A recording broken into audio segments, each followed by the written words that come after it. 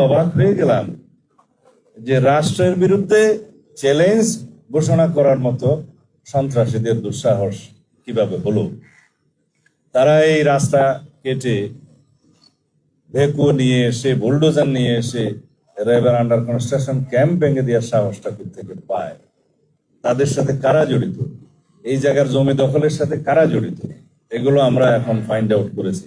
আজকে 12টার সময় আপনাদের সাথে বা 12টার পরে কথা হতে পারে আবার সার্কিট হাউসে আমরা একটা সমন্বয় সভা করব সকল বিভাগীয় প্রধানদের নিয়ে।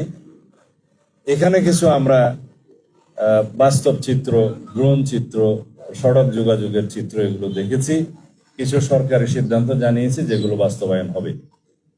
সলিমপুর ইউনিয়ন পাশে সীতাকুণ্ডের সাথে যোগাযোগ, ভাটিয়ারির সাথে যোগাযোগ, হাটাজারি বাইপাসের সাথে যোগাযোগ এবং চট্টগ্রাম কক্সবাজার মহাসড়কের সাথে যোগাযোগ কিভাবে স্থাপন করা যায়, কিভাবে রোড নেটওয়ার্ক স্থাপন করা যায়, এবং এখানে আমাদের যে পুলিশের জন্য, বিজিবির জন্য, র্যাবের জন্য, অন্যান্য বাহিনীর জন্য এবং সেনা নিবাসের জন্য কি কি ফ্যাসিলিটিস ক্রিয়েট করা যায় সেই বিষয়ে আমরা কথা বলেছি, এগুলো পরিকল্পনা করছি। তবে স্থানীয় অধিবাসী যারা বিভিন্নভাবে এখানে কোনো না কোনো কারণে বসতি স্থাপন করতে বাধ্য হয়েছে অস্থায়ীভাবে বা রিহেবিলিটেটেড হয়েছে বিভিন্ন কারণে, তাদেরকে কিভাবে পুনর্বাসন করা যায় সেটা আমরা একটা পরিকল্পনা করব।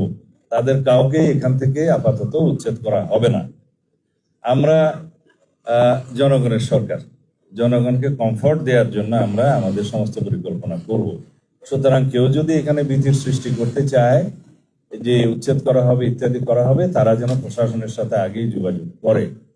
এখানে কারাগারের একটা স্থাপনা অনেক বছর আগের থেকেই ঝুলে আছে, যেটা চট্টগ্রাম কারাগারকে শিফট করার, সেটা একটা খাস ল্যান্ডের মধ্যে 22 লিঙ্কের আশেপাশে, যেখানে এখনো আবাস নাই, বসতি নাই, সেই জায়গাটা চিহ্নিত করে সেটা মোটামুটি ডিমার্কেটেড করা হয়েছে। জেলা প্রশাসন সেটা ব্যবস্থা নেবে বুঝিয়ে দেওয়ার জন্য।